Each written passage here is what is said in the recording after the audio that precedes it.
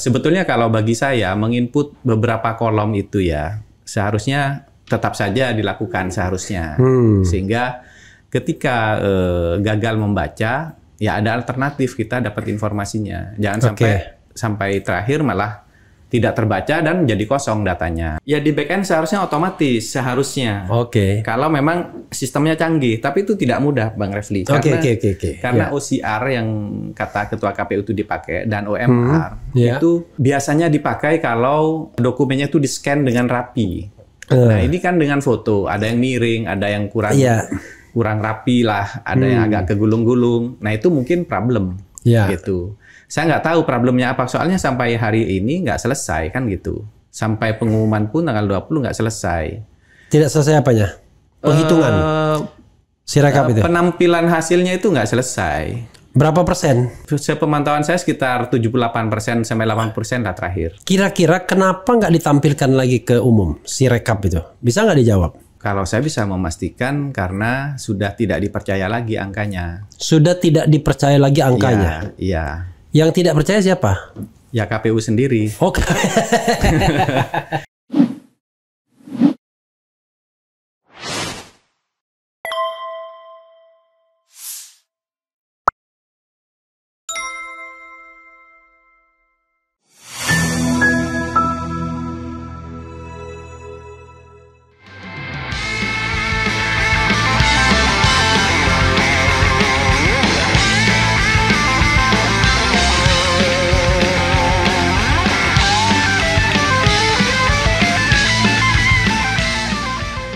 Kita langsung bro ya. Ya. Tentu kita ingin mewakili keawaman ya. Kita satu-satu. Apa sih masalahnya dengan si Sirekap ini?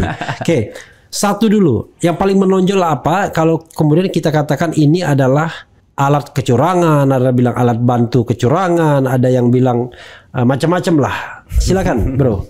Iya, sebelum kita mengkritisi, mungkin kita kasih penghargaan dulu kepada KPU. Yang sudah menggagas adanya Sirekap sejak 2019-2020. Jadi kalau di googling kita coba cari kata Sirekap. Kemudian kita pakai tools di Google, itu ada tools advance tuh untuk memilih tanggal berita atau tanggal artikel. Kita pilih 2019 sampai 2020. Itu niatnya adalah untuk mendigitalisasi proses-proses yang berpotensi dicurangi. Jadi kalau berjenjang itu gampang sekali terjadi kecurangan, negosiasi, manipulasi, atau salah input dan sebagainya. Itu dengan adanya Sirekap, itu langsung ambil datanya ke paling bawah, paling primer, ke TPS, itu langsung naik ke pusat. Nah itu kan inisiatif yang sangat baik. Nah, tercermin di dalam aplikasi Sirekap saat ini. Itu ternyata langsung digunakan oleh KPPS. Nah, itu kan inisiatif yang sangat baik. Dan yang dikirim adalah gambar, bukan angka. Yang dikirim adalah gambar. Sehingga yang memproses angka-angka itu seharusnya kan di pusat, di server atau back-end-nya PKPU. Back-end Sirekap ini. Sehingga bukan di-input ya angkanya oleh KPPS. Nah, oleh karena itu, ini inisiatif yang harus kita hargai sebetulnya. Nah, tentu di situ perlu teknologi yang hebat untuk membaca, dan disitulah muncul masalah, gitu. Sebetulnya kalau bagi saya menginput beberapa kolom itu ya seharusnya tetap saja dilakukan seharusnya, sehingga ketika gagal membaca ya ada alternatif, kita dapat informasinya. Jangan sampai terakhir malah tidak terbaca dan jadi kosong datanya, misalnya. Nah, ada juga kan beberapa gambar yang buram dan sebagainya. Walaupun kalau saya tanya pada beberapa jadi saya harus potong-potong karena kan ini agak teknis ya. Jadi yang di-input di Sirekap itu dia baca gambar ya? Dia menginput gambar. Menginput gambar, lalu dalam gambar itu ada tulisan. Di dalam gambar kan ada tulisan-tulisan. Mulai dari lidi-lidi, kemudian. Di situlah dia ambil ya. Itu dibaca oleh sistem di back-end-nya KPU. Sehingga petugas KPPS itu nggak perlu menginput angka. Gitu. Jadi di back-end, nah di back-end itu diharmonisasi di back-end nggak? Ya di backend seharusnya otomatis, seharusnya. Oke. Kalau memang sistemnya canggih, tapi itu tidak mudah, Bang Refli. Karena OCR yang kata Ketua KPU itu dipakai dan OMR itu biasanya dipakai kalau dokumennya itu di-scan dengan rapi. Nah ini kan dengan foto, ada yang miring, ada yang kurang rapi lah, ada yang agak kegulung-gulung. Nah itu mungkin problem gitu.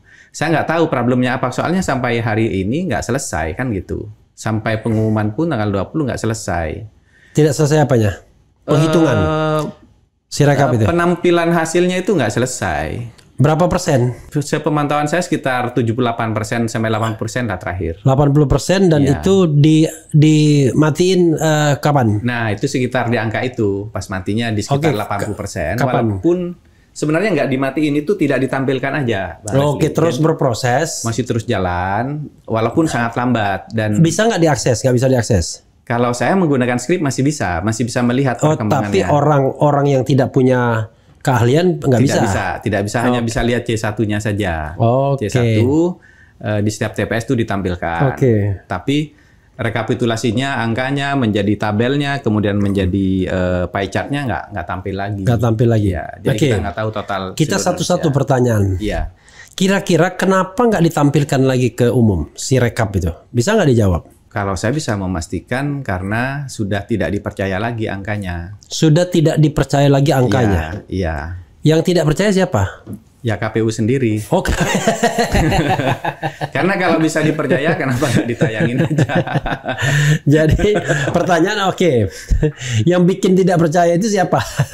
Ya proses ini dari mulai di bawah mungkin, kemudian proses di back end-nya tidak meyakinkan, walaupun sudah sempat diperbaiki. Saya tunggu-tunggu kan diperbaiki kapan gitu. Ini ada error, kemudian nggak pernah diumumkan lagi kapan selesai perbaikannya.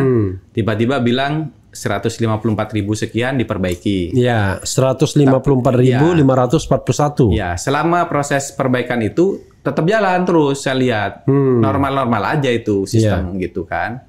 Jadi yang mana yang diperbaiki, itu kita nggak tahu kapan selesainya dan apakah sudah tidak mungkin lagi terjadi kesalahan.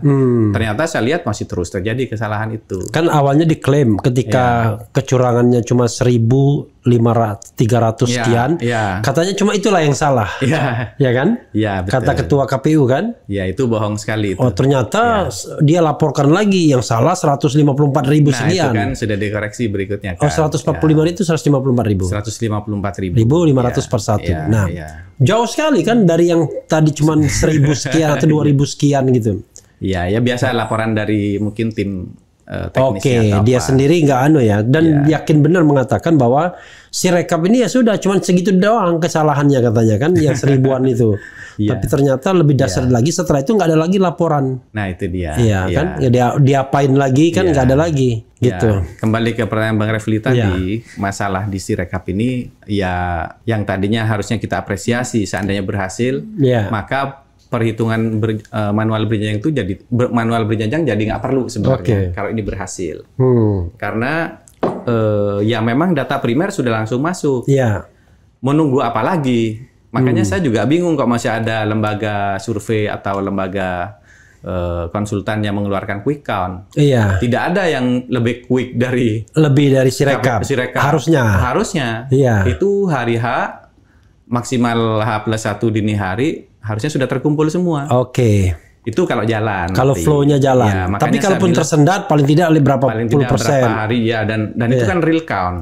Gitu. Kalau quick count kan sampling ya. Dan jadi samplingnya bisa juga disengaja untuk memenangkan satu calon. Itu dia. Jadi maksud saya gini, pada akhirnya karena ternyata sistem ini tidak siap atau sengaja mungkin dibuka pintu-pintu untuk dibilang OCR yang error lah dan sebagainya. Pada atau menurut Anda sistem ini tidak siap atau sengaja dibuka pintu-pintu? Saya lebih menduga dibuka. Jadi bukan by accident tapi by design. Menurut saya begitu karena teknologi OCR OMR kan sudah sangat matang dan ini sudah bukan teknologi yang ribet amat sebenarnya kan? Enggak. Biasa aja. Ya biasa aja kalau memang disiapin ada waktu dan bahkan dia yang merancang gambarnya apa C1-nya formulirnya seharusnya tidak ada kesulitan. Oke. Yang menentukan tuh pojok-pojoknya ada titik-titik itu kan. Jadi walaupun miring itu tetap kebaca. Gitu. Dan menjadi aneh ketika misalnya angka X angka 0 dan X itu jadi 8. Itu kan nggak mungkin banget gitu. Nggak mungkin tim di ITB atau siapapun gitu membiarkan itu terjadi gitu dalam pemrogramannya gitu. Tapi kalau kemudian memang dibuka untuk bisa berbeda dengan yang seharusnya terbaca oleh mesin, nah disitulah pintu-pintu masuk. Dibuka terjadi. Pintu ini manual atau otomatis? Ya gini, jadi data integrity itu kan ada caranya Bang. Misalnya formulir. Kalau yang banyak orang bahas, misalnya satu TPS nggak boleh lebih dari 306 misalnya. Itu kan sebenarnya sudah harus dikunci. Walaupun itu kan pemikiran awam 300. Sebenarnya tidak boleh lebih dari DPT. Nah data DPT itu kan ada Bang di KPU. Misalnya 200, maka 204 saja batasannya. Nah ketika kita nggak tahu karena berpikir 300, maka semuanya jadi 300 nih. Oke. Menarik ini, poin ini menarik ya. Jadi saudara sekalian, memang maksimal TPS itu 300. Tetapi tidak semua TPS 300. Nah, betul. Ada TPS yang DPT-nya cuma 200, mungkin atau 240 atau kurang. Jadi sekali lagi, untuk yang kurang itu ya cuma tambah 2,5% aja terus kan? 2%. 2%. Jadi kalau misalnya DPT-nya 140 ya tambah 2%. Betul. Jadi nggak sampai 300. Betul. Jadi oke, menarik. Jadi gitu pengecekan itu Bang, kalau kita ngecek bukan hanya yang lebih dari 306, kita cek berdasarkan 306 data DPT. itu sudah sampai tambah 2% ya? Jadi 300 plus 2% itu 306. Kan banyak yang bicara kalau lebih dari 306 itu error. Sebenarnya jauh di bawah itu banyak. Jadi kalau kita teliti menggunakan data DPT ya lebih banyak lagi yang melebihi angka itu gitu. Dan ini contoh bahwa sistem ini tidak membatasi itu. Nah, oleh karena itu bisa dibilang itu dibuka. Tidak ada validasi terhadap angka yang dimasukkan. Kemudian misalnya saya bandingkan angka-angka yang dimasukkan itu banyak nggak nyambungnya. Misalnya dari kehadiran menjadi total suara. Berarti kan kehadiran itu kan jumlah orang yang hadir mendapat surat suara. Berarti kan seharusnya total suara itu baik sah dan tidak sah itu sama dengan jumlah kehadiran kan. Sedangkan kalau saya cek di Sirekap itu nggak sama. Itu nggak matching. Ada di ribuan TPS yang nggak sama. Kemudian suara suara total tadi bisa dijumlahkan lagi dengan suara tidak sah dan suara tidak sah. Suara sah dan tidak sah. Iya, suara tidak sah dan tidak sah kan suara sah tidak sah di jumlah itu kan suara total namanya. Itu nggak sama lagi. Jadi kan dari kehadiran ke total suara. Total suara ke suara sah dan tidak sah. Kemudian yang sah pun saya bandingkan dengan suara tiga paslon. Beda itu juga. Nggak sama lagi. Sampai 23 juta itu yang kemarin bikin orang kaget. Kita sederhanakan ya ke sobat daerah sekalian. Jadi suara itu ketika di TPS ada yang namanya DPT. Betul. DPT-nya sekian. Betul. Berdasarkan DPT sekian itulah kemudian dikasih surat suara plus 2%. Nah, tetapi kalau misalnya DPT-nya 200 belum tentu yang datang 200. Betul. Let's say yang datang 150. Di antara 150 yang datang itu belum tentu suaranya sah semua. Betul. Jadi ada yang suara sah dan tidak sah. Betul. Tapi gabungan suara sah dan tidak sah ini adalah orang yang datang. Orang yang datang, suara total. Tapi itu pun bisa beda. Bisa beda. Di antara suara sah itu harusnya suara sah didistribusikan ke 3 calon. Kalau digabung harusnya sama dengan suara sah. Itu pun tidak sama juga. Tidak sama lagi. Dan itu banyak. Banyak sekali, Bang. Berapa? Banyak itu berapa? Wah, saya perlu hitung ya. Tapi menurut saya itu estimasi. Saya melihat total suaranya aja yang bikin berbeda tuh 23 juta kira-kira. Suaranya. Kalau jumlah TPS-nya nanti saya coba ya sambil query, sambil ngobrol ya kita ya. Nggak apa-apa. Jadi total suara itu jadi 23 juta. Perbedaan antara apa dan apa? Antara suara sah dengan distribusi suara paslon yang 3 ini. Jadi suara paslon itu lebih banyak. Ya betul. Jadi sobat daerah sekalian, berdasarkan temuan beliau, suara paslon itu lebih banyak 23 juta sekian dibandingkan suara sah. Betul. Artinya ada potensi kecurangan 23 juta. Ya, kalau bicara potensi betul. Iya, potensi itu kan. baru dari satu kriteria, Bang. Iya, baru satu kriteria kan. Jadi kan dari banyak sekali kriteria. dari suara sah plus suara gabungan paslon saja sudah beda 23 juta. 23 juta. Oke. Itu melompat. Dan ini agak harusnya exactly sama. Harusnya persis sama. Kalaupun tidak sama ya anggap aja cuma error berapa ya kan. Tapi kalau 23 juta itu meaning itu punya arti yang besar. Oke. Dan masalahnya ini kan sebetulnya sistem ini pengumuman ini sudah melewati filtering di back end KPU. Oke. Seharusnya keluarnya kan sudah bagus. Bersih. Iya, bersih. Oke. Nah, ini kan invalid atau cacat lah datanya, tapi keluar juga. Iya. Berarti apa yang terjadi di tengah ini? Apakah justru dialah penyebabnya? Iya.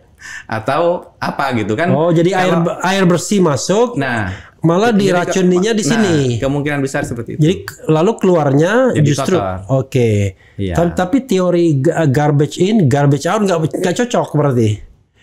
Karena masuknya mungkin bukan sampah. Ada garbage juga. Ada garbage juga ya. Tapi kan menurut saya nggak terlalu banyak ya. Oke.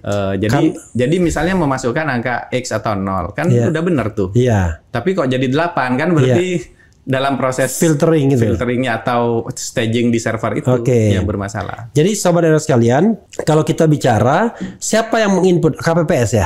KPPS menginput gambar. Oke, KPPS menginput gambar. Ya. Gambar itu dibaca oleh Sirekap, betul, oleh server atau backend. Oleh backend ya, oleh server backend. Ya. Nah, seharusnya ketika di backend itu kan sudah ada orang yang menanganinya untuk harmonisasi harusnya ya. Ya, pertama otomatis dulu. Otomatis pakai OCR sama OMR itu. Begitu otomatis ada pengecekan seharusnya.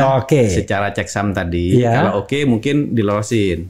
Kalau nggak oke dia periksa mungkin ada petugas. Let's say misalnya kalau sudah suaranya lebih dari 306 itu pasti nggak masuk akal. Pasti nggak masuk akal. Asal kecuali luar negeri ya. Luar negeri boleh. Negeri, 306 pun perlu dicek juga berapa DPT-nya. Betul. Dan itu checksumnya itu bisa cepat. Seharusnya cepat. Teknologi juga atau pakai manual mata. Seharusnya di halaman dashboard itu sudah auto filtering. Di jadi ada alertnya. Nggak usah pakai perintah lagi. Kalau saya nggak bikin nggak bikin dashboard, saya perintah aja sesuai kebutuhan saya kan. Tapi kalau untuk petugas di sana harusnya udah disiapin. Ini yang masuk istilahnya karantina dulu lah. Jadi di alert, yang aneh di alert. Jadi ada alertnya. Ya, seharusnya begitu. Baru dia handle bagaimana, apakah di karantina dulu nggak boleh tayang atau di fixing dulu gitu. Seharusnya begitu. Jadi dugaan Bro Anas justru masalahnya di back end itu. Ya. Jadi ada tangan-tangan jahil dalam tanda kutip ya. Tangan-tangan jahil yang mengacak-acak, mengubah-ubah suara itu. Ya, menurut saya begitu. Ya, nggak apa-apa kita bilang iya. Kan berdasarkan scientific approach memang, kan. C1-nya nggak ada masalah misalnya. Kok keluarnya bermasalah. Saya hanya ingin mengatakan bisa juga itu terjadi pada manual. Apalagi di manual. Ininya nggak ada masalah. Orang nggak ada masalah megang-megang itu data-datanya. Tapi begitu di processing bisa bermasalah. Betul. Ya kan? Betul. Begitu di processing. Lalu ketika orang mengatakan cek aja C1-nya kan masing-masing pegang. Itu sontoloyo saya bilang. Bagi siapa suruh ngecek 823.220 TPS? Betul. Dan itu tanggung jawab KPU maupun Bawaslu menurut saya karena dibiayai negara. Iya, masa kita suruh ngecek? Kita suruh ngecek nggak mungkin. Nggak mungkin. Ini contohnya sekarang tabulasinya ketika kita kritisi malah ditutup. Kan kita mau bantu. Terus seperti kata Abang kemarin di Komisi Informasi kita kaget. Tiba-tiba dalam proses ada gugatan atau tuntutan atau permohonan sengketa informasi dikeluarkan SK pengecualian informasi 3 tahun. Kan jadi aneh gitu. Tapi bro, itu nanti ini kan bro disampaikan juga itu pengecualian informasi itu agar bisa dibuka atas perintah pengadilan. Ya betul. Bisa dibuka. Itu kan sepihak aja dia bikin. Iya, dan itu kan tidak sesuai dengan undang-undang kan, dan itu berlaku surut. Setelah ada challenge permintaan itu ya. Bikin, Oke, kita bicara back end tadi ya. back end, kemudian penjumlahan yang tidak sinkron. Dan itu banyak. Lalu perbedaan antara suara distribusi, suara paslon dengan suara sah. 23 juta. Ya, 23 juta lebih, hampir 24 juta. Oke, hampir 24 juta. 24 juta itu suara Prabowo itu. Maksudnya suara Prabowo lebih banyak 24 juta dibandingkan suara partai. Oh gitu. Jadi sekarang informasi aja. Iya. Suara 01 itu lebih sedikit 3 juta dibandingkan suara paslon pendukungnya, di partai pendukungnya. Jadi 3 juta plus. Jadi suara Anies itu minus 3 juta plus dibandingkan suara paslon pendukung. Suara Ganjar lebih gila lagi, minusnya 7 juta plus dibandingkan parpol pendukungnya yang salah satunya nggak lolos parliamentary threshold, P3. Ya kan? Tapi suara 02 itu plus 24 juta. Iya. Nah, ini kan a big question ya. Nah, mudah-mudahan yang begini-begini ditangkap oleh hakim konstitusi sebagai sebuah anomali ya. Iya. Kalau istilah orang eksak itu ada gaya. Terhadap kalau di distribusi ada 3 kolom gini, ada gaya yang menyebabkan kanan kiri ini ke tengah. Ada gaya. Ya, itu dalam bahasa fisika. Karena kebetulan yang bilang itu profesor fisika. Jadi ada gaya yang nyedot. Masalahnya tinggal lawful atau unlawful gitu ya. Itu dia. Gitu. Kalau nyedotnya unlawful ya tetap aja kecurangan namanya kan. Gitu. Oke, apalagi yang mau disampaikan kalau kita bicara mengenai Sirekap ini? Tadi ada beberapa. Saya sengaja membuat clear ini agar penonton kita paham. Yang kedua sih sebenarnya kalau saya lihat seharusnya pengisian data TPS, perolehan suara dan lain-lain itu kan 1 kali aja Bang. Kan besoknya sudah tutup itu Bang. Nah, kenyataannya ada sekitar 250.000 TPS itu disentuh berkali-kali. Sampai total tuh ada perubahan 450.000-an kira-kira. Perubahan 450 ribuan TPS dari 80%, belum 100% kan? Iya, 243.000. 243.000 berarti itu 50% lebih. Enggak nyampe 50, tapi udah gede sekali. Coba kita hitung ya. Jadi kalau dari sekitar 80% ya. Hitung iseng-iseng. Mau nunggu nih netizen ya. Boleh dia. 80%. Ada yang dari kali 823.000, 823.000, 656. Jadi kalau 243, 243 bagi 656, 37%. Tuh. Jadi sobat era sekalian, menurut beliau seharusnya pengisiannya itu cuma hari H saja. Hari H dan 1 kali aja. Kali aja, ceklok ya kan ibaratnya kan. Kalau ternyata salah, ya kemampuan kesempatan mengoreksi sekali lagi Bang. Dan itu bisa tidak di KPPS koreksinya. Itu di KPUD sekarang. Di KPUD kan. Di mana ini dikritisi juga. Bagaimana dia memastikan C1-nya? Jadi KPPS itu dia nulis salah pun pokoknya ceklok masuk. Nggak bisa diperbaikin. Hanya bisa diperbaikin di KPUD. Jadi bahkan PPK pun tidak bisa perbaikin. Nah, betul. Nah, ini ketentuan itu berubah dalam perjalanan, Bang. Jadi kalau sampai hari ini, sampai terakhir di Pileg, fungsi edit itu masih bisa untuk KPPS. Menurut penelitian Dr. Leoni tapi kemudian dalam prosesnya KPU mengeluarkan keputusan lagi bahwa mengedit itu ada di KPUD khusus untuk Pilpres. Jadi ini nggak sinkron.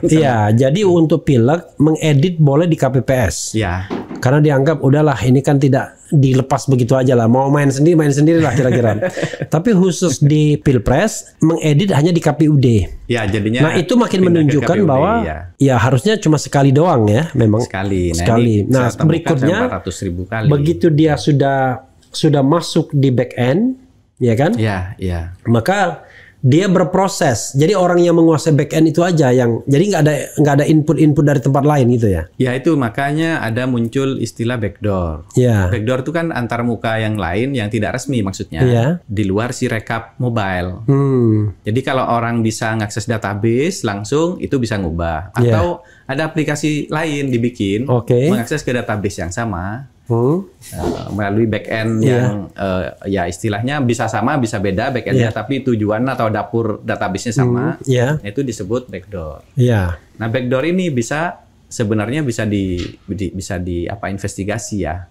Karena perubahan-perubahan ini kan terjadi jelas di TPS mana misalnya. Panggil aja jadi misalnya petugasnya. Perubahan-perubahan itu terlihat di tampilan Sirekap di lamannya.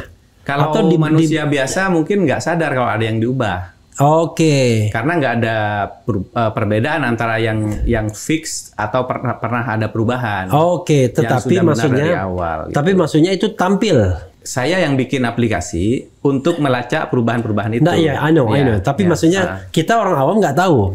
Tapi angka itu ditampilkan sebenarnya. Ditampilkan sebelum ditutup. Jadi ditampilkan dengan perubahan-perubahan itu ditampilkan sebenarnya. Ya perubahan terakhir yang tampil. Iya, I know. Berarti sebenarnya mereka tampilkan. Cuma kita nggak sadar itu sudah berubah berkali-kali gitu. Kita nggak sadar. Jadi itu berubah sampai 450.000 kali kira-kira.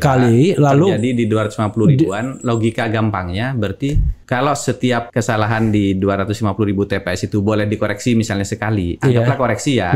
Karena perubahan itu macam-macam. Ada koreksi, ada juga pengrusakan juga bisa sebenarnya kan. Anggaplah itu semuanya koreksi lah, legal 250.000. Ada sisa 200.000 kali, ini apa? Siapa nih melakukan apa? Kan ganjil. Perubahan yang tidak perlu kan gitu. Gitu. Jadi intinya adalah perubahan itu di 37% TPS dari 80% yang sudah naik lah. Yang naik ya. Jadi kalau kita misalnya sampai akhir 100%, angkanya pasti lebih banyak lagi. Kemungkinan. Dan ini signifikan ya. Cukup signifikan. Signifikan. Jadi itu. Ada lagi yang dicatat? Ada lagi. Atau ada tambahan keterangan? Itu kan gini. Itu baru dari jumlah perubahan ya. Terus kita coba lihat C1-nya. C1-nya, Nah ini kan pengamatan tanpa sistem dulu nih, pakai manual kita. Kita cek dari yang checksum yang tadi nggak memenuhi syarat. Pakai mata aja. Yang diubah-ubah ya kita cek, sampling lah kita lihat. Pakai mata ya? Pakai mata. Ada yang dilihat tuh memangnya kita lihat. Mencurigakan.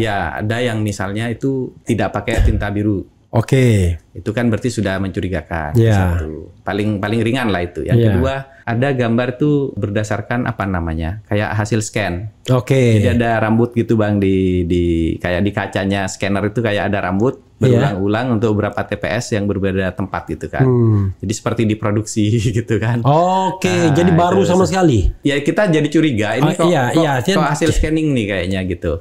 Karena ada seperti di atas kaca dan posisi ada pecahan kaca atau rambut gitu, posisinya sama. Itu kan pengamatan kita ya. Intinya adalah untuk mengubah angka itu ya. Ada kemungkinan curiganya begitu. Ya artinya itu kemungkinan gini, tidak asli dari. Ya, bukan C hasil yang asli. Ya kemungkinan. Terus. Itu ada juga yang C1 dari TPS lain ada dipasang di situ. Karena bagus angkanya buat paslon tertentu. Gitu. Jadi seperti itu. Banyak sekali itu. Ada juga yang C1-nya tetap tapi angka inputannya yang nggak oke. Ada penggelembungan ke paslon tertentu. Nah itu yang saya bilang bahkan di basisnya lawan gitu. Juga. Itu berapa kasus itu yang dilihat? Saya belum menghitung semua. Saya masih menjalankan sistem untuk ini. Saya pakai OCR juga menggunakan semacam machine learning lah. Ratusan ribu juga ya? Ya semua yang ada di KPU saya baca. Ini masih proses juga, belum selesai. Tapi karena saya sementara hati-hati. Sementara sih kita jalan mungkin belum sampai 50% ya. Itu hasilnya memang banyak perbedaan sih. 50% dari C hasil. Dari C hasil yang kita kumpulin dari situs KPU. Yang 80% itu. 80% itu. Jadi itu cukup mengkhawatirkan kalau kita buka itu. Ada cukup banyak lah yang menyimpang penulisannya gitu. Menarik ini. Karena C hasil itu yang menjadi basis hitungan manual. Betul. Gitu. Jadi gini, kalau tadi sempat Abang sampaikan di awal, ini Sirekap kan sudah seperti dibuang ke bak sampah. Kalau boleh saya bilang nggak dibuang karena C1 masih dipertahankan di situ. Jadi anggaplah ini limbah ya, limbah demokrasi 2024. Ada limbah yang bisa dimanfaatkan, ini namanya C1. Nah C1 ini dalam rekapitulasi nasional kemarin itu dipakai. Oke. Jadi ada yang komplain tuh kasus Partai Umat kalau nggak salah ada saksi Partai Umat itu komplain kalau ada suara PSI di suatu TPS gitu padahal itu harusnya 0. Iya. Nah itu dicek ke C hasil mana yang jadi patokan? Yang di Sirekap itu. Oh, yang di Sirekap. Ya, ternyata betul dia. Diakui oleh KPU. Oke. Jadi sampai hari ini saya nggak pernah mendengar resmi KPU tidak menggunakan C1. Oke. Yang saya dengar adalah Idham Khalid itu adalah mengatakan kita mengupload data yang otentik. Maksudnya C1. Artinya secara tidak langsung dia bilang bahwa angka-angka tabulasi itu tidak otentik. Iya. Padahal dipercaya gitu. Iya, padahal C hasil yang diupload pun sangat mungkin sudah berubah. Iya, mungkin juga. Jadi berubahnya itu bisa di hulu, bisa di tengah, bisa di hilir. Iya, di semua tempat bisa. Iya. Dan kita sudah buktikan. Semua memang ada contohnya di setiap setiap fase itu ya, setiap nanti mudah-mudahan Hakim MK nggak bilang wah itu tidak signifikan, bukan cuma alat bantu Sontoloyo namanya. Kalau sudah kita lihat Bang petanya di semua provinsi Bang. Oke. Jadi nggak usah khawatir kalau minta setengahnya. Oke. Kita kasih seluruhnya. Oke, seluruhnya. Karena itu terjadi di semua provinsi. Di semua provinsi. Gitu. Itu. Ya mudah-mudahan nanti Bro Anas dalam penyajian di MK seandainya nanti dipanggil sebagai ahli atau sebagai saksi, mudah-mudahan cukup dipahami tuh. Ya, soalnya saya membayangkan begini Bro ya. Kita ini sudah ngomong 30 menit. Alokasi Bro nanti kalau memang dipanggil tuh paling kalau jadi ahli 20 menit, kalau jadi saksi 15 menit. Itu dia makanya. Jadi memang harus di depan harus ditunjukkan betul nih masalahnya apa. Masalah dengan Sirekap. Kita seperti yang kita bicarakan ini satu. Ya udah nih latihan aja nih. Ya, satu apa, dua apa, tiga apa, empat apa. Dari situ baru dielaborasi satu-satu. Baru bisa diperpanjang dari 15 menit. Ya, gitu. Jadi satu. Oh, ternyata pertama apa tadi? Nanti kita bisa lagi lihat di sini ya kan? Pertama ini, kedua ini, ketiga ini. Oke, apalagi yang menonjol? Apalagi yang mau di-share sebelum kita bacakan satu dua komentar? Saya nggak boleh share semua karena ini nanti malah jadi jadi barang yang terlalu banyak di-spill nanti. Iya. Tapi ada satu hal yang agak lucu, Bang. Kalau kita lihat halaman depan KPU pengumuman hasil suara itu kalau kita lihat progresnya dari awal, itu persentase TPS itu dibandingkan dengan suara yang terhitung itu kayaknya kalau selesai 100% itu sekitar 140 jutaan cuman. Oke. Padahal DPT kita kan 204. Iya. Artinya kalau pakai koefisiensi 85% itu kan sekitar 170 ya. Iya. Berarti 30 juta ini kemana? Oke, jadi kalau ini diteruskan perhitungannya, itu diperkirakan cuma 140 juta. Jadi ada suara siluman 35 juta. Ya itu makanya agak-agak nyambung-nyambung nih. Iya. Dari angka DPT ke koefisien itu kan oke lah 15% nggak ikut gitu ya. Kalau tadi ada Dr. Sugi membandingkan dengan Pileg kan selisihnya lumayan juga gitu, belasan juta. Bahkan dengan Pileg itu 12,4. Yaitu kalau kita membandingkannya mungkin pengumuman KPU. Iya. Tapi kalau dengan metode Pak Sugi itu bisa sampai 50 juga. Oke. Yang ini yang official, yang official iya. Bukan official, Deng. Kalau official seolah-olah dia resmi. Yang dari KPU aja. Yang pengumuman KPU. Yang pengumuman KPU 12,4 bedanya. Tapi menurut yang ahli lain bisa sampai 50 juta. Iya, dengan metode misalnya dia nge-cut data-data yang menurut dia invalid gitu ya. Dikesampingkan lah. Keluar itu sampai 50 juta. Kalau Bro tadi berapa? Kalau saya tadi 30-an. 30-an. Dengan membandingkan, saya melihat ini aja, saya anggap data DPT itu merata lah gitu ya. Dan masuknya pun kan acak. Jadi nggak akan jauh dari 140 seharusnya. Jadi kalau saya lihat lah. Artinya karena sudah 80%, jadi distribusinya udah normal gitu. Udah normal distribusinya. Jadi kalaupun nanti menuju 100 pasti kurang lebih segitu. Nah, tapi kan saya nunggu 100 nggak pernah dipenuhi nih sama KPU. Sekarang seberapa persen? Kalau nggak salah masih 80-an karena mengalirnya lambat sekali. Gitu. Jadi sengaja diperlambat kayaknya sampai hasil pemilu selesai. Ya ini berarti ini nggak akan selesai seperti 2019. Oh 2019 sempat selesai situng? Nggak selesai. Nggak selesai juga. Dan saya kecewa sekali karena 2019 sebenarnya KPU itu sudah dihukum oleh Bawaslu untuk mengoreksi sistem Sirekap atau waktu itu situng. Nggak dilakukan sama mereka? Kalau saya lihat masih sama kondisinya. Artinya mereka nggak lakukan, malah mereka tutup situngnya. Iya, malah lebih buruk sekarang gitu. Jadi apa yang diputuskan oleh Bawaslu itu tidak dikerjakan. Hanya ada satu hal lah yang mungkin didengar sama KPU waktu itu. Saya memberi saran karena saya ditanya sebagai ahli waktu itu oleh komisioner, apa saran Anda sebagai ahli gitu untuk perbaikan sistem ini? Saya bilang kenapa nggak bikin seperti LJK? Saya membayangkan sih tetap di-scan ya. Sehingga LJK itu rapi. LJK itu apa? LJK itu lembar jawab komputer yang diarsir bulat-bulat itu. Seperti kita ujian Sipan Maru mungkin zaman Abang. Sipan Maru, Perintis. Kalau saya dulu MPTN namanya. Sama, saya MPTN juga. MPTN juga. Nah, walaupun saya angkatannya lebih tua 10 tahun mungkin. Kan bulat-bulat itu Bang. Itu kan OMR tuh. Saya bilang kalau itu diterapkan, maka tidak akan pernah salah baca. Nah, itu dikerjakan oleh KPU, ditambahkan di dalam peraturan KPU untuk form C1 yang plano itu. Cuma sayangnya pembacanya ini sekarang. Bagi saya sebetulnya seharusnya di C salinan juga ada seperti itu. Di C salinan nggak ada Bang. Cuma ada di plano ya. Itu bisa difoto, mana bisa scan di situ kan, scan segede itu. Jadi seharusnya dikerjakannya di C salinan, C hasil salinan seharusnya, tapi itu tidak terjadi dan tidak di-scan lagi di KPUD gitu ya, sehingga kita hanya percaya pada foto-foto yang itu pasti menurut saya OCR-nya agak berat itu, agak berat untuk membaca dan itulah menjadi pintu masuk yang tadi kita bahas. Gitu. Nanti alasannya OCR-nya gagal kan gitu. Padahal ya nggak seberapa gagal juga harusnya gitu. Jadi OCR itu baca tadi ya? Membaca OCR itu optical character recognition, mengenal tulisan. Baik dari tulisan printing biasa yang udah hasil dari printer sebelumnya atau dari tulisan manusia gitu. Itu sekarang kan sudah dibikin patternnya Bang, ada garis-garis yang bisa diikuti lah. Harusnya kalau mengikuti itu udah bisa terbaca dengan baik lah. Gitu.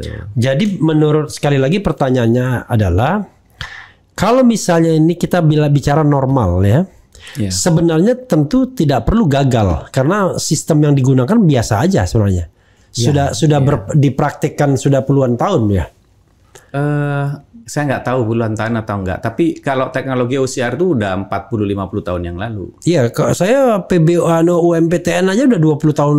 Itu 40 tahun yang lalu. 30 tahun yang lalu sudah. Lebih Bang, tahun 85 itu Bang. Iya, makanya saya aja UMPTN kan 89 kan. Ya kan, 89 aja saya sudah 35 tahun sudah kan ibaratnya. Gitu. Jadi apalagi yang mau disampaikan sebelum kita membacakan ini? Saya tahu ini tidak mudah bagi mereka yang baru pertama kali menyimak ini, tapi intinya kalau kita simpulkan ya banyak angka yang nggak cocok lah kira-kira begitu. Dan bahkan perbedaannya bisa sampai puluhan juta tadi kan. Ada angka 30 juta, angka berapa, bahkan ada yang bilang sampai 50 juta. Jadi kalau kita kaitkan dengan misalnya kecurangan, ya ini kecurangan yang skalanya mungkin tidak masif ya kan? Masif sekali. Apalagi terjadi di semua provinsi gitu ya. Betul. Bisa nyimpang sedikit nggak? Ya, ini kan saya penasaran ini. Menurut Bro Anas, mungkin nggak perhitungan manual tuh dicurangi? Perhitungan manual? Iya. Lo justru itu ucapan KPU sendiri. 2019-2020. Kenapa ingin bikin Sirekap? Itu karena yang manual berjenjang ini sangat mudah untuk dicurangi, dimainkan. Dimainkan. Itu kan negosiasi aja kalau memang mau ya. Kan banyak juga suara yang nggak dikawal karena sudah kalah atau mungkin banyaklah caranya. Termasuk input dan outputnya. Bisa nggak misalnya kita rapat rekapitulasi, sudah disiapkan nih, dikatakan di PPK. Angka kecamatan ini sekian. Udah kan? Sudah selesai ya? Tanda tangan semua kan? Iya. Udah. Tapi tiba-tiba di input di KPU kabupaten kotanya beda, bisa nggak itu? Ya bisa aja kalau nggak dikawal nanti berubah. Tapi memang nggak akan berubah total, Bang. Pasti geser-gesernya itu pasti hati-hati juga mereka. Iya, ya artinya reasonable gitu. tetap. Ya, cuma kan aneh kemarin ada seorang caleg gitu ya dari alamat dia sendiri, dia punya keluarga, pasti milih dia lah. Iya. Dia sendiri, suaminya, anaknya. Tapi sampai di kecamatan dia, suara dia hilang. Nah itu kan, itu fenomena. Semua caleg kalau ditanya pasti aneh lah ceritanya. Kalau saya menyatakan begini ya, yang sering saya katakan, bahwa 56, 57, 58% itu adalah angka yang sudah di set terlebih dahulu. Ya kan? Lalu angka 56, 57, 58 itu dilegitimasi, disimpan dulu. Tentu tidak dipublikasikan karena Sirekap kan belum bekerja, belum ada penghitungan suara, bahkan belum ada pencoblosan, Lalu tiba-tiba ada quick count, ya kan? Hitung cepat. Hitung cepat itulah yang mengonfirmasi angka 56, 57, 58 kan begitu? Dan berdasarkan itu selebrasi kan? Kalau kita mau jujur sebelum tanggal 20 kemarin itulah yang jadi patokan untuk mengatakan 02 menang kan? Ya, Sirekap maksudnya. Bukan Sirekap, quick count. Kan Sirekap belum selesai. Quick count itu kan yang membuat tiba-tiba program makan siang gratis bisa dibicarakan dan lain sebagainya. Luar negeri memberikan ucapan selamat kan quick count. Quick count memberikan legitimasi awal. Tapi Sirekap bekerja terus untuk mempertahankan angka 58% akhirnya, angka tertinggi. Nah pertanyaan saya, kapan Bro Anas menemukan di Sirekap angka 58% itu? Kapan? Sejak awal. Sejak awal itu kapan? Saya kalau melihat dalam footprintnya itu angka pertama yang footprint itu apa? Jejak digital? Jejak digitalnya itu tanggal 14. Tanggal 14 tuh hari H berarti? Iya, jam 21.46. Jadi nggak ada data yang lebih muda dari ini masuknya, yang diakui oleh Sirekap. Nah, setiap gelombang tuh ada misalnya berikutnya tuh jam 00.41. Itu berarti sekitar 4 jam berikutnya. Habis itu naik lagi sekitar 5 menit kemudian. Itu semua komposisinya 56, 57, 56, 56.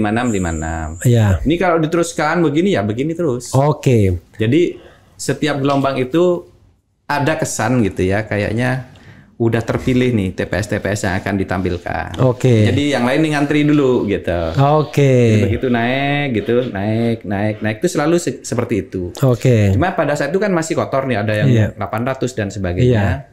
Nah mungkin ya hari-hari berikutnya kan diperbaiki. Diperbaiki. Makanya sempat agak lambat ya. Agak lambat, terus naik lagi mulai bagus. Tapi tetap segini. Bahkan perbaikannya di 154.000 lebih TPS. Tapi harusnya ada goyangan nih, Bang. Jadi badai nggak goyang walaupun diperbaiki. Nggak goyang. Jadi Sobat Era sekalian ya, sejak hari pertama itu 56, 57, 58 itu untuk paslon 02 itu nggak berubah sampai Sirekap ditutup dari publik ya. Nah yang jadi masalah adalah KPU dalam tanggal berapa itu mengakui ada perubahan sampai 154.541. Tapi nggak goyang itu barang, ya kan? Nggak goyang itu barang. Padahal kalau ditutup dulu, kan sudah ditutup dulu. Baru dari nol lagi dong. Gitu. Kayak ngisi bensin ya kan? Jadi intinya Anda ingin mengatakan bahwa Sirekap ini bekerja tidak genuine ya, tidak as it is apa adanya, enggak ya? Ada tangan-tangan yang memang bagi saya memperbaiki itu aja aneh, Bang. Seharusnya kalau ada yang harus perbaiki sebanyak itu, berarti sistem ini kan nggak bisa dipakai. Nggak bisa dipercaya. Sebelum dibetulkan sistemnya, dan dihitung lagi dong dari nol. Perbaikan itu manual. Nah, kalau dengan begitu, berarti dia manual tuh, berdasarkan laporan atau temuan versi ini. Artinya, siapa yang menginput perbaikan itu? Ya mereka berarti. Enggak, maksudnya gimana akuntabilitasnya bahwa 145.000 itu sudah diperbaiki? itu tidak ada akuntabilitasnya jadinya. Padahal kalau kita bicara undang-undang kearsipan, setiap perubahan kan harus dicatat tuh. Malah saya yang punya catatannya nih sekarang. Catatan apa?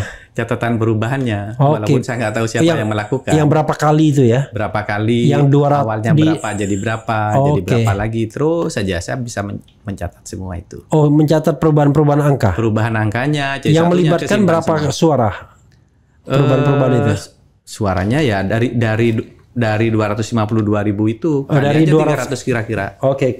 Pokoknya terlibat kali perubahan 300. Dari 252.000. 30% kira-kira. 37% tadi. 37% dari 80% tadi kan? Iya, betul. Oke. Coba kita kan nggak bisa dipercaya angka itu, gitu. Mudah-mudahan hakim konstitusi paham ini karena waktunya nggak banyak dan mudah-mudahan nggak capek deh. Soalnya harus ini kalau saya jadi saksi sehari itu kan berapa orang kan ya? Betul.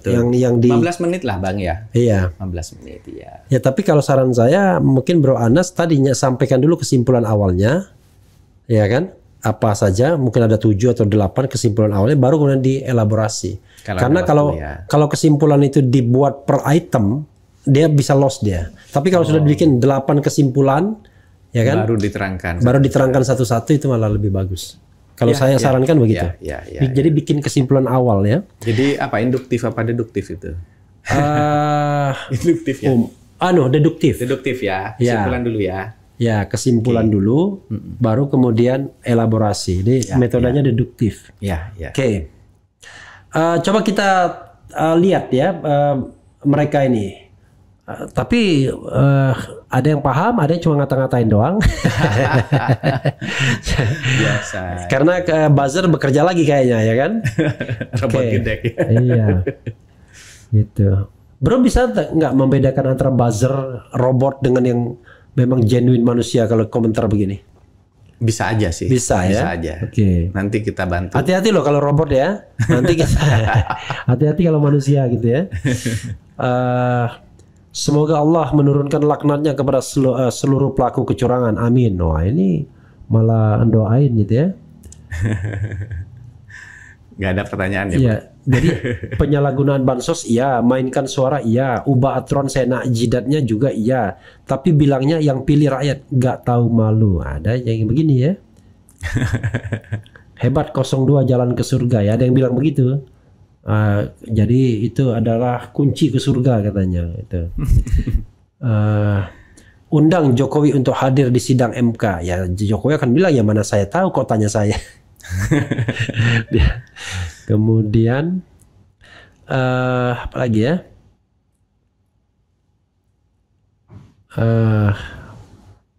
Hancurkan politik dinasti. Memang agak berat kita kalau yang begini untuk orang kemudian ikut paham ya.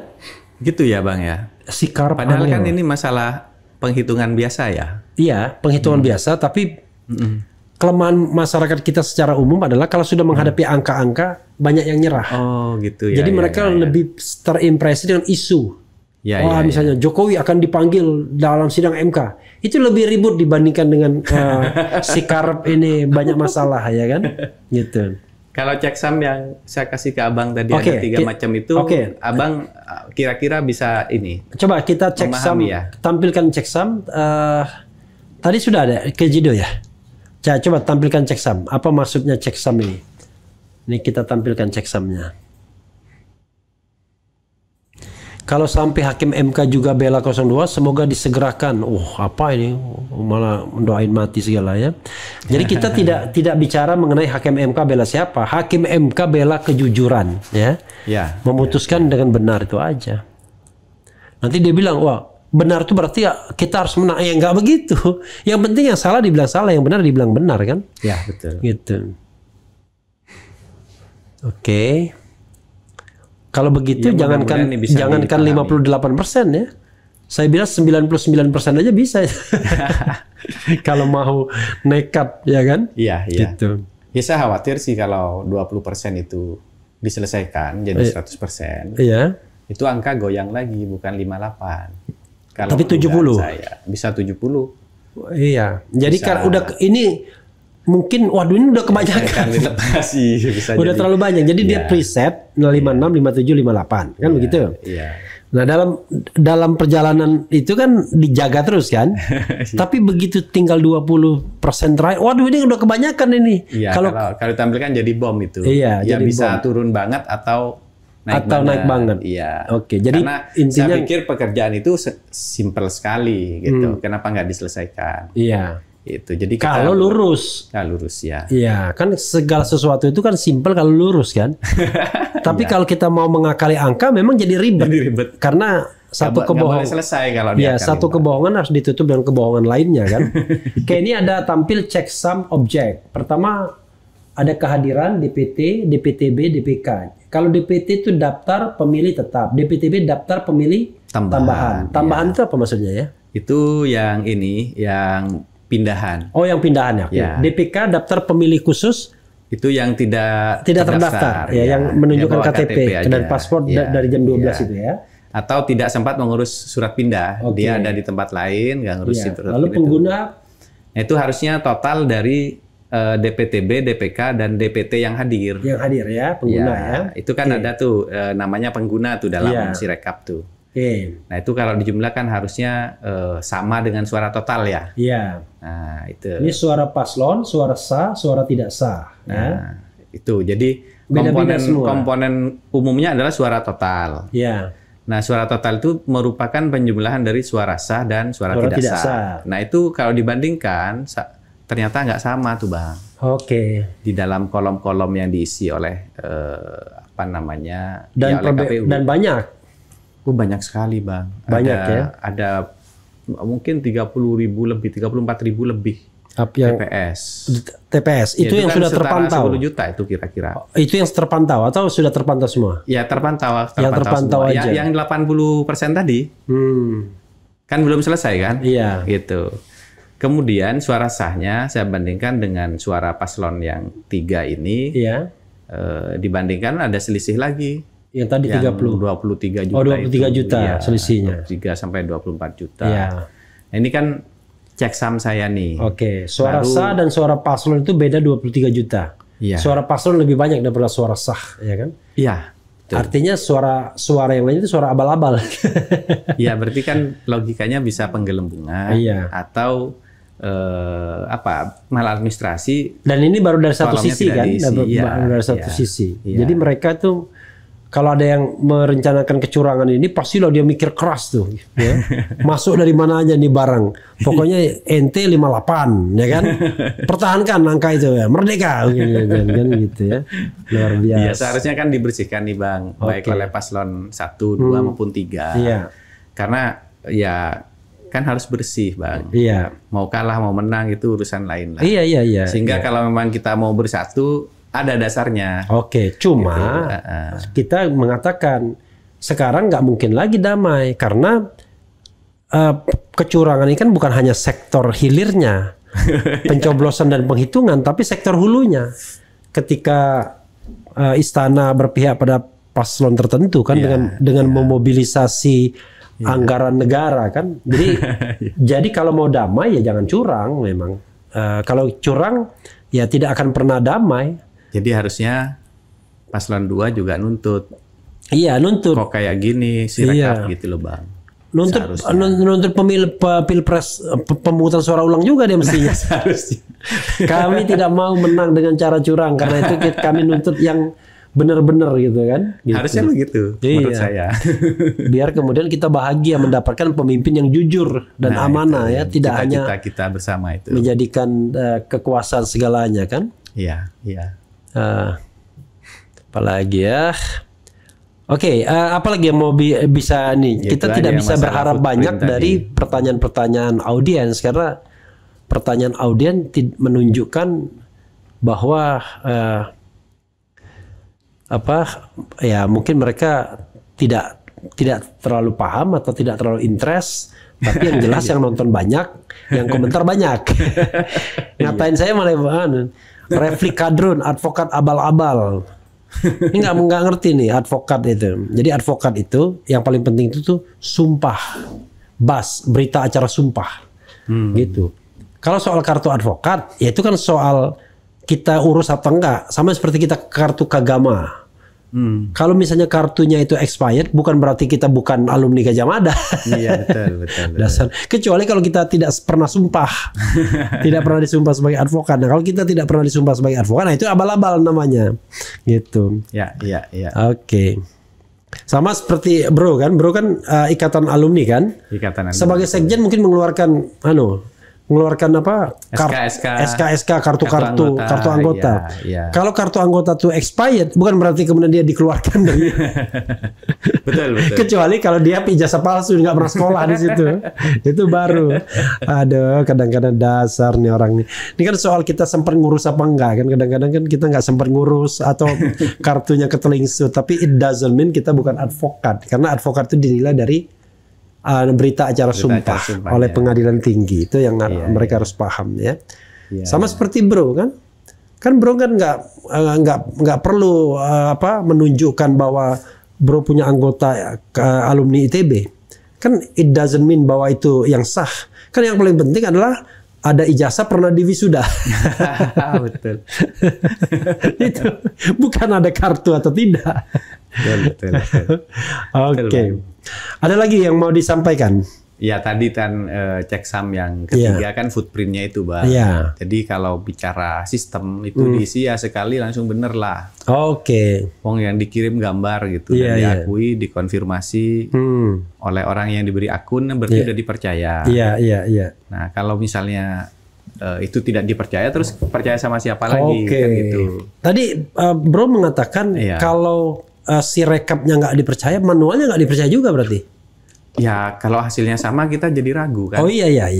Kok hasilnya sama gitu. Iya. Sementara yang si rekap ini kacau. Serekap kacau. Terus tapi kemudian manual sama hasilnya. Manual sama dengan yang kacau. Ya berarti kurang lebih di sana ada kekacauan yang serupa. Iya. Gitu. Jadi ada harmonisasi kekacauan. Gitu. Tapi bagaimana klaimnya kalau kami udah perbaikin si rekapnya? Ya gimana memperbaikinya Wong sampai hari ini kalau saya checksumnya masih rusak semua. Oke. Ya, saudara sekalian. Kalau diperbaiki berarti semua checksum saya udah tidak ada keluar apa-apa. Oke. Gitu. Checksum itu apa sih? Checksum itu membandingkan keaslian data gitu dari awal diinput sampai terakhir diterima di sistem gitu ya. Sampai di publish. Cocok enggak gitu. Seharusnya dari awal mulai input itu sudah ada validasi. Kalau enggak sesuai angka-angkanya, aritmetikanya ketika dijumlah tidak sama, itu kan harusnya ditolak. Tapi setahu saya ini kan sudah nggak di-input ini. Ini kan sudah kirim gambar aja. Nah, kalau membaca atau OCR-nya itu gagal, kan harusnya dikarantina dulu. Dikarantina, kalau sudah baru ditampilkan kan gitu. Nah, ini yang ditampilkan juga masih kotor sekali gitu. Banyak sekali, puluhan ribu, mungkin ratusan ribu masalahnya gitu kan.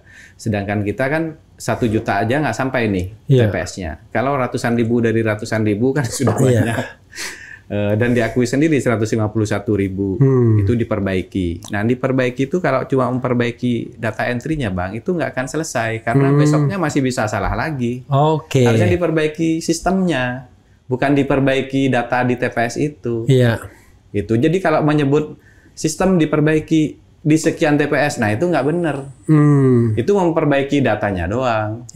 Tapi bukan sistemnya sendiri nggak diperbaiki. Yang baca nggak acak adul itu tetap. Ya artinya sistem yang rusak ini masih dipertahankan. Yang diperbaiki cuman data inputnya. Data yang mungkin ketemu. Yang ketemu, yang terlihat. Yang dikomplain orang. Yang dikomplain orang mungkin karena kalau bicara ketemu, kalau pakai ada satu programmer di sana mengecek dengan checksum saya ini. Masih banyak sekali yang harus diperbaiki. Nah, sampai berapa? Tergantung. Tadi aja kalau kita bicara kehadiran itu ada di sekitar 34.000 yang masih error. Gitu. Kalau suara ini udah ratusan ribu yang nggak benar, makanya ada perubahan sampai 400.000 kali. 150.000. Jadi menurut saya sistem ini sudah nggak bisa dipercaya. Gitu. Jadi lucunya saudara sekalian, beliau mengatakan sistem Sirekap itu udah nggak bisa dipercaya, tapi angkanya sama. Jadi nggak percaya juga. Jadi makanya saya bilang pemandu kecurangan itu jadinya ya kan. Dan kita tidak bisa membuktikan di mana. Bang, ini kena ITE enggak kita? Iya. Ya. Jadi enggak. Ini kan berdasarkan analisis. Kita kan berusaha mencari kebenaran, ya kan? Ya. Jadi mencari kebenaran, ya kan? Ya, kita hanya menemukan. Dan kita kan juga tidak menuduh yang melakukan kecurangan itu siapa. Tapi kita mengatakan sistemnya ini curang. Kita nggak tahu siapa yang melakukan kecurangan, kan? Betul. Itu sama-sama. Ya, harusnya KPU terima kasih sama kita. Betul. Kan harusnya kalau dalam kondisi yang normal, kan? Kita mau bantu, gak usah dibayar, suruh perbaiki mau kok. Iya, gitu. Iya. Jadi harusnya mau dia, oke. Karena sekarang undang-undang yang berita bohong itu sudah dicabut tuh ya 1946. Cuman ITE masih ada. ITE masih ada. Iya. Parah banget tuh ya. Oke, menarik ya. Apalagi bro untuk closing statement ya. Saya kira banyak yang sudah disampaikan dan mudah-mudahan paham. Intinya adalah ini ada Sirekap nggak karu-karuan, angkanya 58%. Manualnya sama dengan yang nggak karu-karuan itu. Jangan-jangan kalau dia kerjanya benar akan beda. Iya. Kan teorinya kan adalah yang benar yang akan yang sama, yang tidak benar itu tidak akan sama kan teorinya kan? Iya, betul. Jadi kan gitu. Kalau misalnya sama-sama rusak itu bisa. Iya. Tapi kalau yang rusak dan yang benar nggak mungkin sama. Mungkin sama ya. Yang bisa tuh yang benar sama yang benar. Iya. Yang rusak sama yang rusak. Tapi yang benar sama yang rusak nggak bisa sama harusnya. Itu dia. Jadi manualnya dianggap benar, tapi yang rusaknya bisa sama dan manualnya. Saya prihatin aja kenapa Sirekap ini seperti dibuang oleh KPU. Padahal itu adalah cita-cita kita bersama. Jadi dia itu punya kayaknya punya anak yang nggak diakuin. Begitu ya. Iya. Jadi dia punya anak kandung tapi tidak diakui gitu kan. Iya. Gitu. Bro, silakan mungkin saya tidak bisa mencari siapa yang bisa nanya secara serius ya. Apa Bang? Karena udah malam mungkin. Iya. Siap-siap. Enggak, bukan karena bro punya materi itu memang nggak gampang kan. Jadi gitu orang ini cuman bicara tentang ribut di antara mereka aja. Jadi tidak ada yang Sirekap adalah Sirekap adalah alat bantu ya, alat bantu buat apa gitu kan? Iya. Oke. Apalagi bro, yang jangan sampai kemudian pas pulang, waduh saya belum menyampaikan. Udah inilah secara garis besar sudah sampai, cuman harapan saya memang KPU tetap menyelesaikan. Oke, sebagai data yang benar. Oke, dengan data yang benar. Konfirmasi nanti pekerjaan mereka itu dipertanggungjawabkan. Bisa dipertanggungjawabkan dan perform gitu. Oke. Ini kan ada vendornya, ada kontraknya. Iya. Itu kan harus benar pekerjaannya. Enak banget ya kan, pekerjaannya nggak benar dibayar. Nah itu dia. Bikin kekacauan, iya kan? Dan bikin kita resah semua kan. Iya. Termasuk paslon yang dimenangkan. Iya. Resah juga dia. Kan, iya, karena kan dia resah terus. Takut dibatalkan. Dihujat terus. Dan ya itu tadi bisa jadi penyebab ini dibatalkan kan. Oke. Gitu. Cuman satu aja pujian nih dari Joko Pitono, RHN Anas mantap. Iya, terima kasih. Oke.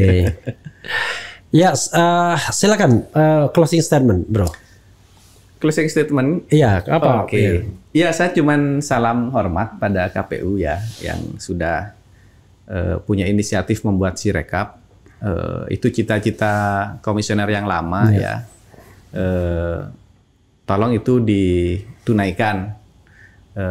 Janji dan harapan untuk membangun demokrasi digital gitu. Karena mengurangi tingkat kecurangan yang bisa dinegosiasikan dalam proses manual berjenjang ya, dan ketidaktelitian dan lain-lain yang menyebabkan error. Nah dengan Sirekap ini seharusnya menjadi bagus ya, menjadi benar gitu. Bahkan syukur-syukur nanti alat votingnya sudah elektronik gitu. Oke, elektronik voting ya. Saya, jadi elektronik, orang tidak harap-harap cemas. Dia mungkin hanya berapa jam setelah ditutup udah keluar angkanya gitu ya. Nggak ada proses-proses negosiasi di dalam perjalanan rekapitulasinya.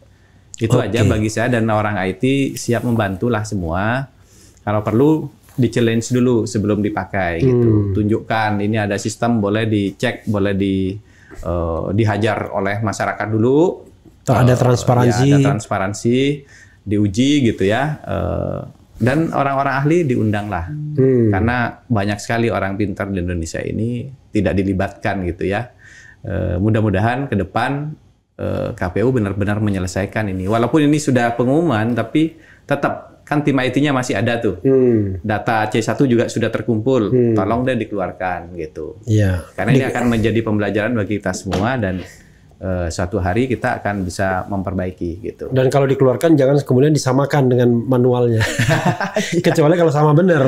Ya nanti akan ketahuan cepat atau lambat kalau memang rekayasa gitu. Oke ya, Sobat Era sekalian paham ya bahwa demokrasi digital itu untuk mengawal demokrasi yang substantif. Karena demokrasi digital diharapkan bisa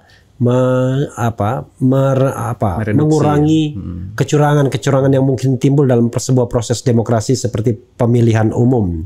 Tetapi bukan tidak sedikit orang yang kemudian justru menggunakan digitalisasi itu untuk memandu kecurangan. Nah, mudah-mudahan kita tidak sampai bangsa seperti itu. Terima kasih Bro Anas Suwaidi ya. Mudah-mudahan tugas Anda memberikan penjelasan kepada Hakim Konstitusi itu berlangsung secara baik, sukses, bisa dipahami bahwa gradasinya itu sudah masif, ya kan? Sudah terstruktur dan sistematis, ya kan? Tapi sistematis mungkin tidak, karena ketahuan soalnya. Itu saja. Wassalamualaikum warahmatullahi wabarakatuh. Waalaikumsalam warahmatullahi wabarakatuh.